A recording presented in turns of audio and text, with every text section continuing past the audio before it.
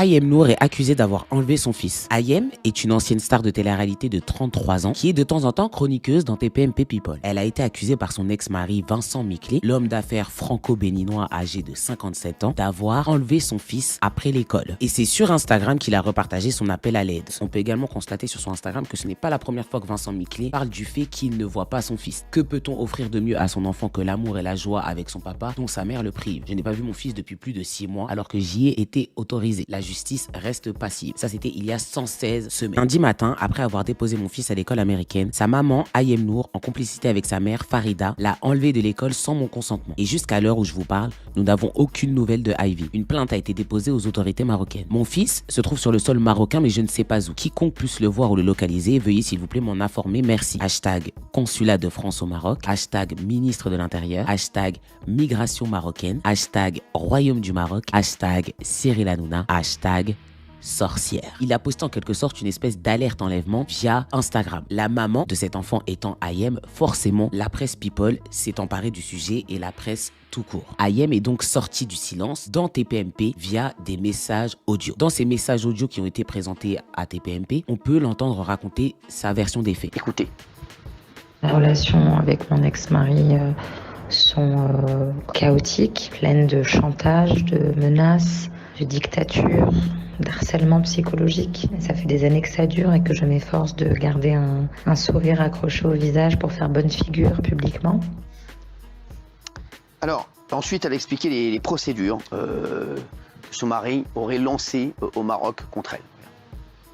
J'ai obtenu la garde avec une décision de justice française. Je suis épuisée, ça fait 4 jours que je ne dors pas, que je passe ma vie dans les tribunaux et dans les commissariats. Là, il a porté plainte avant-hier pour enlèvement d'enfants. Il n'y a aucun enlèvement d'enfants étant donné que j'ai la garde. Et là, ce matin, je découvre qu'il a également porté plainte pour que moi, je ne puisse pas quitter le territoire marocain. J'ai trouvé ça minable. J'étais très triste, pour être honnête, moi qui a toujours souhaité protéger et préserver mon fils.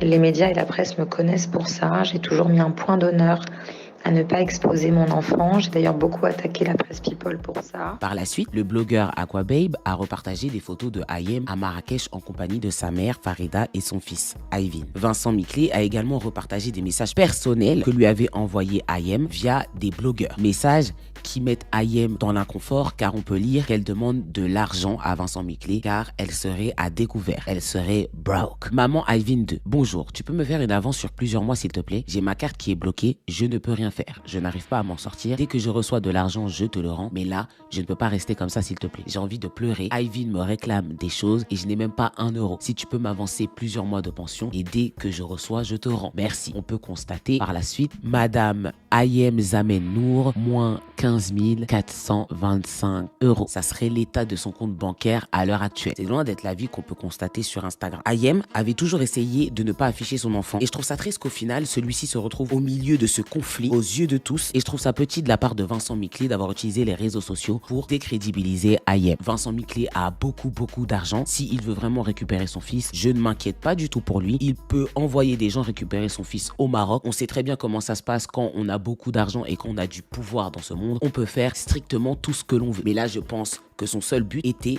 de décrédibiliser Ayem, d'afficher au grand jour qu'elle est broke via les messages qu'il a donnés aux blogueurs. Est-ce un réel conflit qu'il y a entre les deux autour de cet enfant? Est-ce simplement la vengeance d'un père face à une mère qui ne veut pas laisser son enfant à son ex-conjoint? Dans tous les cas, que ça soit pour l'image de l'un ou de l'autre, cette histoire n'a rien à faire sur la place publique. Pour moi, la priorité dans cette histoire, ça reste le bien-être d'Ayvin et surtout sa stabilité. L'enfant ne peut pas être emballé comme ça d'un parent à un autre, d'un pays à un autre, du jour au lendemain. Les blogueurs tels que Nadi Blata et même Aquababe ne devraient pas se mêler d'une histoire qui est plus que personnelle et qui devrait être réglée par un juge pour enfants.